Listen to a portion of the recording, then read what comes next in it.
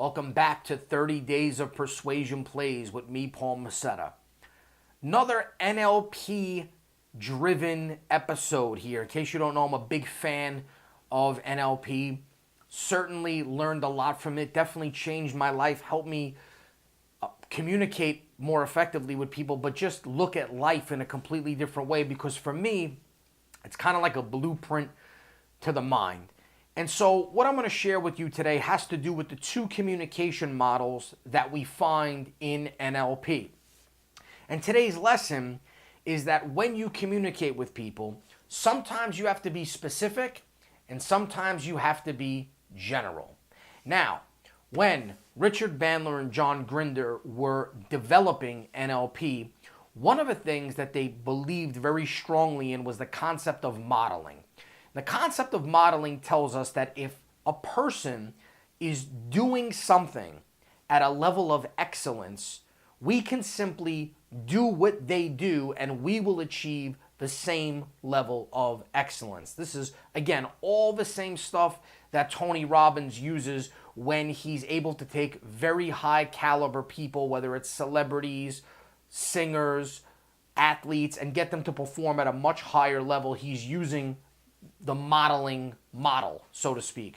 And so when they were developing NLP, part of the process was understanding master communicators, because they felt if they could study these master communicators and the techniques that they used when they communicated with people, they could share them with other people and other people could model their results.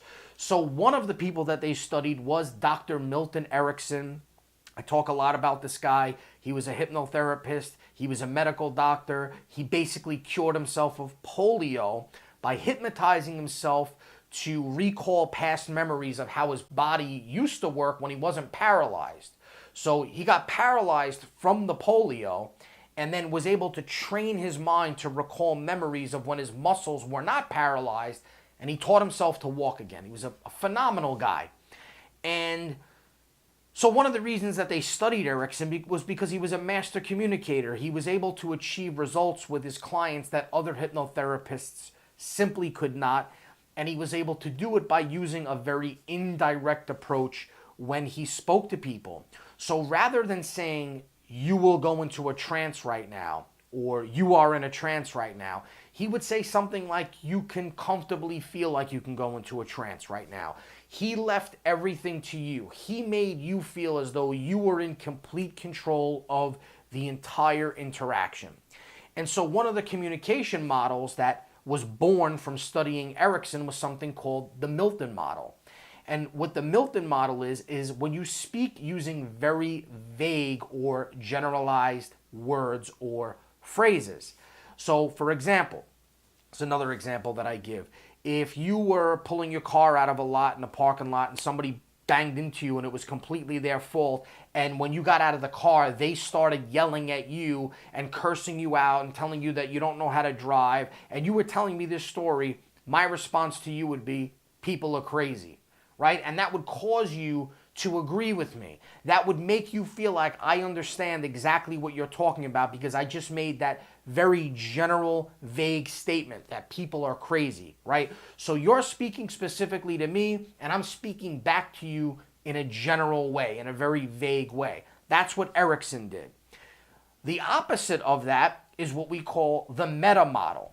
So here are the tips.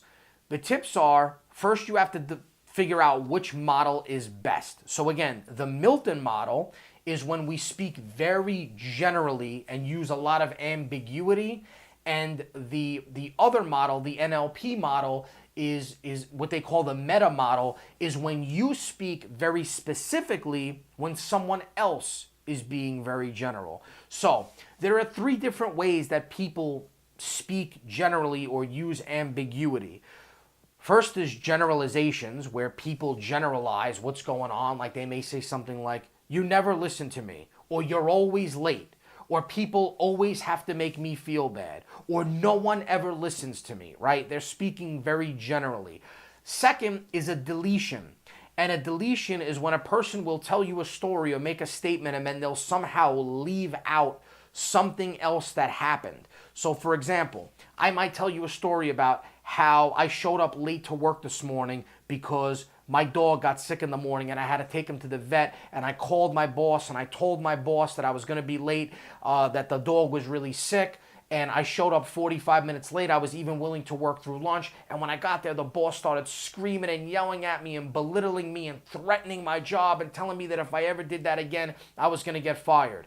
But then you go talk to the boss, and what you find out was that this was the 6th time this month that the dog got sick and the person was late. And so that's the part of the story that they conveniently deleted from the conversation. And then the last one is distortions, which is where people will slightly change the subject matter of the conversation.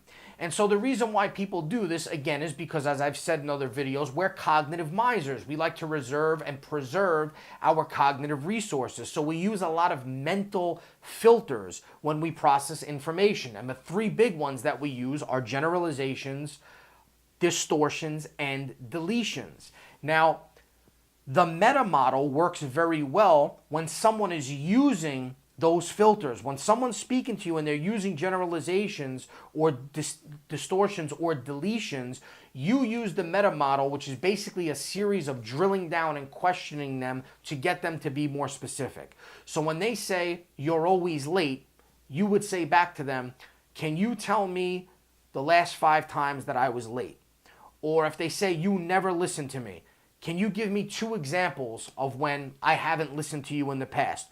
Or when they say, "Everyone's against me," who specifically is against you and what are they doing? So you're taking somebody who's speaking very generally and ambiguous and getting them to speak specifically. So the 3 tips are really simple. Tip number 1 is when you're conversing with someone, determine which model is best. If the person is speaking specifically and you want to build rapport with them, then you start speaking generally. The person will feel like you're empathizing with them, you know where they're coming from, and you're connecting with them. If the person is speaking too generally, then you want to use the meta model and start asking specific questions to really get them to elaborate and be specific on what they're talking about. I find that the meta model works exceptionally well in coaching situations, because when you're coaching someone, a lot of the times the person has some barriers that are in their way that they don't even know are there. And you'll begin to see that when they start using the generalizations, distortions, and deletions. And so what you want to do is utilize the meta model by asking them specific questions to drill down and elaborate. And in the process of doing that, they will begin to identify these self-limiting beliefs or barriers that are holding them back. So again, today's lesson, sometimes you want to be specific and use the meta model, and sometimes you want to be general by using the Milton model. If you enjoyed this video, be sure to like it, leave a comment, and make sure you subscribe.